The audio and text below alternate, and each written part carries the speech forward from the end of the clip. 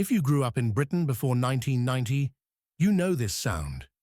It wasn't just the sound of breakfast, it was the sound of a clockwork economy, the gentle hum of an electric motor at 5 a.m., the clinking of glass on concrete, the silence of a street that was safe, predictable, and serviced by a man who knew your name. In 1975, 94% of all milk in the United Kingdom was delivered to the doorstep.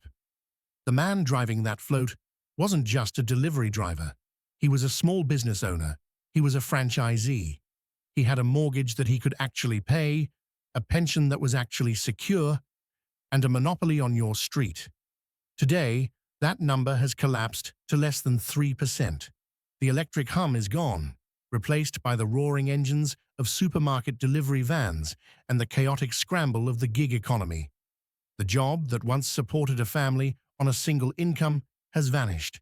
But here is the harsh truth that nobody talks about.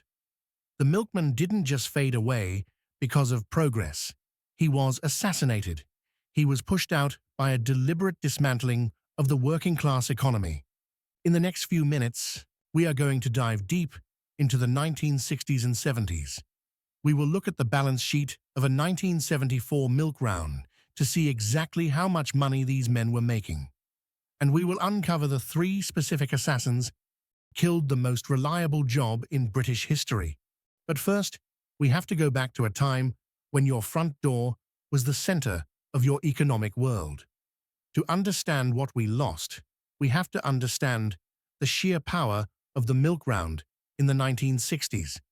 Today, we are used to precarious work, 0-hour contracts, minimum wage, but in 1965, a milk round was an asset. It was something you could buy, sell, and leave to your children. Picture a typical street in 1970. Every single house, from number 1 to number 50, was a customer. This is what economists call route density. Think about a modern Amazon driver today. He drives 2 miles to drop a package at number 5, then drives another 3 miles to drop a package at number 20. It is inefficient, stressful, and expensive. The 1970s, milkman stopped at every single gate. He walked 5 yards, dropped 2 pints, collected 2 empties, and moved to the next gate. His efficiency was off the charts. Because of this density, his overheads were low, and his profit margin was high. In the late 60s and early 70s, a milkman working a solid round could earn wages comparable to a skilled factory worker or a mid-level office clerk. But unlike them, he was often his own boss.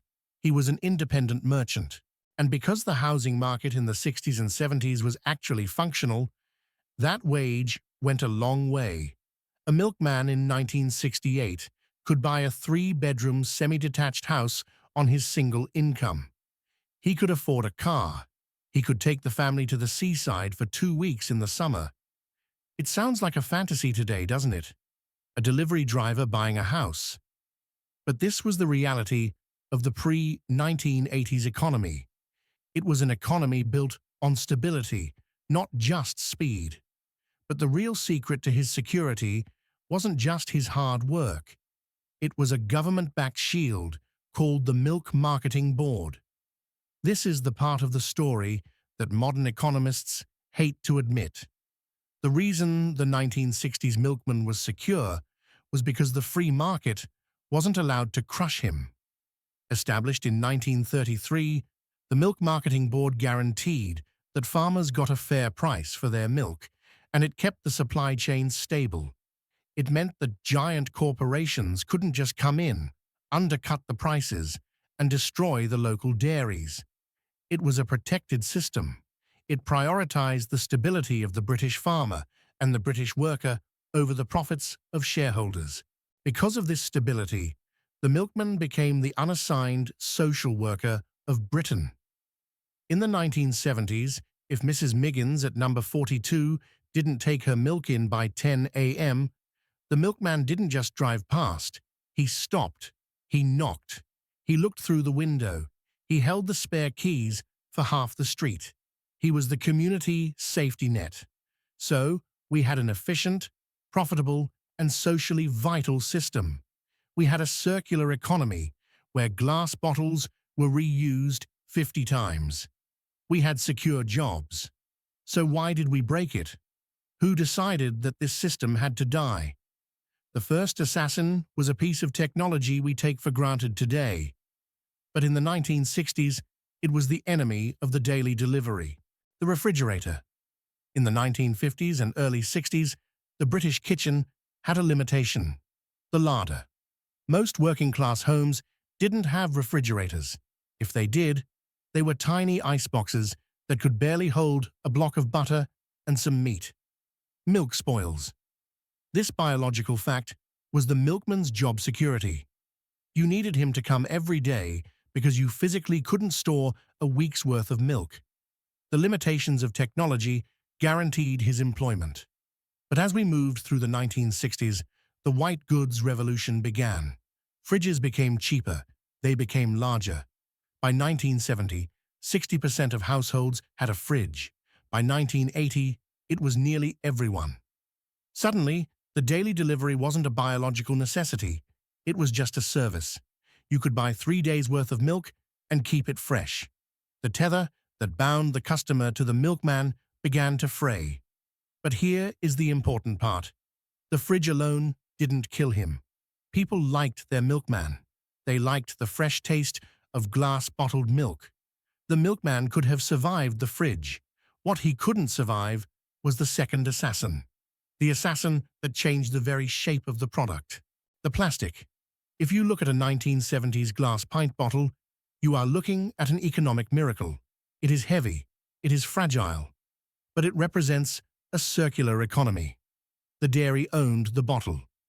You, the customer, were just borrowing it. This meant the milkman had to come back to collect it. This locked you into a relationship with him. It was a loop. A glass bottle in the 1970s could make 20, 30, even 50 trips back and forth. The cost per trip was tiny. It was environmentally perfect. Zero waste. But in the late 1970s and early 80s, the packaging industry pushed a new invention: the plastic carton. And later, the poly jug. Supermarkets fell in love with plastic. Why? Because plastic is one way. They sell it to you and you throw it away. The supermarket has no responsibility to come back to your house. They don't have to wash it. They don't have to collect it. This broke the link. Once milk moved from a returnable asset to disposable trash, the local milkman lost his logistical advantage. He was still lugging heavy crates of glass, washing them and sorting them, while the supermarkets were stacking lightweight plastic high and cheap. This shift wasn't an accident. It was a choice to prioritize the convenience of the retailer over the job security of the delivery man. But even with fridges and plastic, the milkman was still standing in the 1980s. He was wounded, but he was still there. Millions of families still preferred the quality of the doorstep pint. So, how do you kill a habit that is ingrained in the British culture? You use the third assassin, the most brutal weapon of all, the loss leader. By the 1980s, the UK was changing. The era of the small local shop was ending. The era of the big four supermarkets, Tesco, Sainsbury's, Asda, and Safeway, was beginning. These giants were building massive out-of-town superstores, but they had a problem. How do you get a housewife to drive 5 miles past her local butcher, baker, and milkman to shop in a giant concrete warehouse? You need a weapon. You need a loss leader. Supermarkets realized that milk is a known value item. Everyone in the country knows the price of a pint of milk. If you can sell milk cheaper than anyone else, people will trust that everything in your store is cheap. So, they declared war. They slashed the price of milk. They sold it for less than it cost to produce. They were losing money on every single pint. But they didn't care. They made the money back on baked beans and frozen pizzas. The milkman couldn't do that. He was a small businessman. He had to pay for his float. He had to pay for the diesel. He had to pay for the glass. He needed to make a profit on the milk to feed his family. He couldn't sell at a loss. In 1990, the price gap was small, but by 2000, supermarket milk was 30% cheaper than the doorstep pint. The British public was squeezed. The 1990s brought inflation, high interest rates, and stagnant wages. Families looked at their budget. They looked at the milkman, and then they looked at the 4-pint plastic jug at the supermarket. They voted with their wallets. They chose the plastic jug. And this brings us to the final betrayal, the death of the Milk Marketing Board. In 1994, under pressure from the European Union and the free market ideology of the government, the Milk Marketing Board was abolished. The shield was removed. Overnight, the stability of the 1960s and 70s evaporated. Farmers were thrown to the wolves. They were forced to sell to the biggest bidder. And who was the biggest bidder? The supermarkets. The supermarkets used their massive buying power to drive the price paid to farmers into the ground. They squeezed the supply chain until the small independent dairies, the ones that supplied your local milkman, could no longer survive. Thousands of dairy farmers went out of business. The local depots closed. The electric floats were sold for scrap. And that brings us to today. So, what did we actually save? We saved maybe 20 pence on a pint. We gained the convenience of buying milk at midnight from a 24-hour Tesco. But look at the balance sheet of what we lost. We replaced a fleet of independent local entrepreneurs, men who owned their own rounds, paid their own mortgages, and knew their neighbors, with minimum wage gig workers who are tracked by GPS and penalized if they take a bathroom break. We replaced a reusable, zero-waste glass system with mountains of single-use plastic that now chokes our landfills and oceans. And we lost one of the few people who knew your name. Think back to the 1970s. Think back to the safety of those streets. The milkman was a sign that the system worked. He was a sign that an ordinary man with an ordinary job could have a slice of the good life.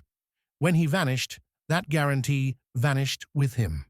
The milkman didn't just disappear. He was traded in. We traded security for cheapness. We traded community for convenience. And looking at the state of the modern economy, looking at the housing crisis, looking at the loneliness epidemic, you have to wonder if we got a good deal. The ghost of the milkman still haunts the British morning. If you listen closely at 5 a.m., you can almost hear the hum of the float and the clink of the glass. But it's just a memory.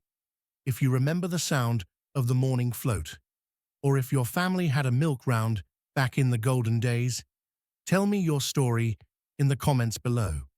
Did you work on the floats? Did you have a favorite milkman? Share your memories, because if we don't remember how good we had it, we'll never fight to get it back. And make sure to subscribe and turn on notifications. Next time, we are going to look at another vanished icon of the British working class and the harsh truth of why the railways collapsed. You won't want to miss it.